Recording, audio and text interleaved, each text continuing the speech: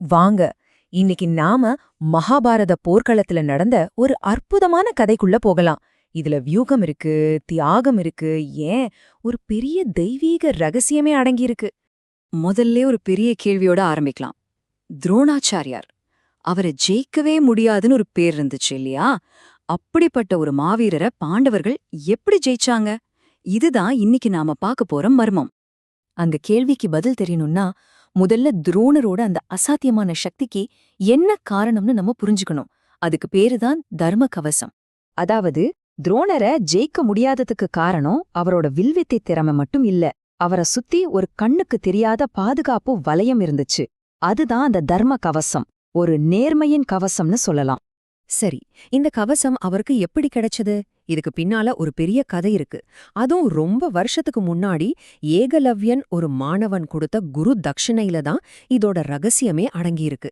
இது ரொம்ப பிரபலமான, ஆனா அதே சமயம் கொஞ்சம் சோகமான கதை கூட. குரு தட்சிணைனா என்னன்னு நமக்கு தெரியும். படிப்பு முடிஞ்சதும் குருவுக்கு கொடுக்கற ஒரு காணிக்கை. ஆனா இது வெறும் ஒரு கிஃப்ட் மாதிரி கிடையாது. இதுக்கு பின்னாடி ரொம்ப பெரிய ஆன்மீக, தார்மீக அர்த்தங்கள் இருக்கு. துரோணர் என்ன கேட்டார்? ஏகலைவனோட வலது கை கட்டை விரல குருதட்சிணியா கேட்டார்.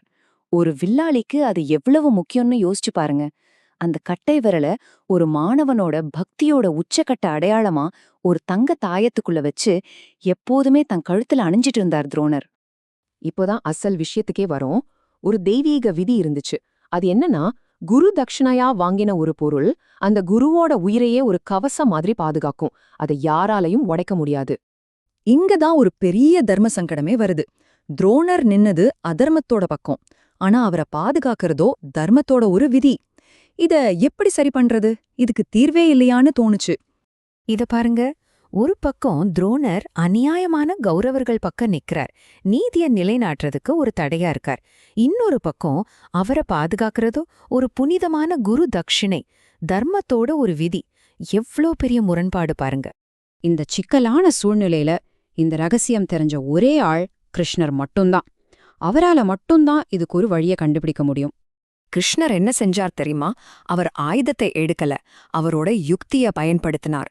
ஒரு ஏழை வயசானவர் மாதிரி வேஷம் போட்டுக்கிட்டு போர்க்களத்துக்கே போனார். அங்க துரோணரால மறுக்கவே முடியாத ஒரு கோரிக்கையை வச்சார். அதாவது தர்மத்தையே பயன்படுத்தி தர்ம கவசத்தை உடைக்க ஒரு மாஸ்டர் பிளான் போட்டார். கிருஷ்ணரோட இந்த திட்டம் நேரா கொண்டு போய் விட்டது எங்க தெரியுமா? துரோணரோட வாழ்க்கையில ஒரு மாபெரும் தியாகத்துக்கு. இதுதான் இந்த கதையோட உச்சகட்டமான, ரொம்பவே உணர்ச்சிகரமான ஒரு தருணம். அந்த வயசானவர் வேஷத்துல கிருஷ்ணர் துரோணர்கிட்ட போய், ஐயா, எனக்கு ஒரே ஒரு பொண்ணு, அவளுக்கு தாலி செய்ய தங்கம் இல்லாம கல்யாணம் நின்னு போச்சு, நீங்க தான் உதவணும்னு ரொம்ப உருக்கமா கேட்டார். கேக்கும்போது அவரோட பார்வை எங்க இருந்துச்சுன்னா, நேரா துரோணரோட கழுத்துல தொங்கின அந்த தாயத்து மேலதான். இப்போ துரோணருக்கு பெரிய இக்கட்டான சூழனை. ஏன்னா யாசகம் கேட்டு வர்றவங்களுக்கு இல்லன்னு சொல்லக்கூடாதுங்கிறது அவரோட கொள்கை. அது அவர் உயிரை விட மேலா மதிச்சார். அதனால ரொம்ப மனவேதனையோட ஒரு முடிவுக்கு வந்தார். தன் கொள்கைய காப்பாத்த தன் உயிரையே கொடுக்க துணிஞ்சார்.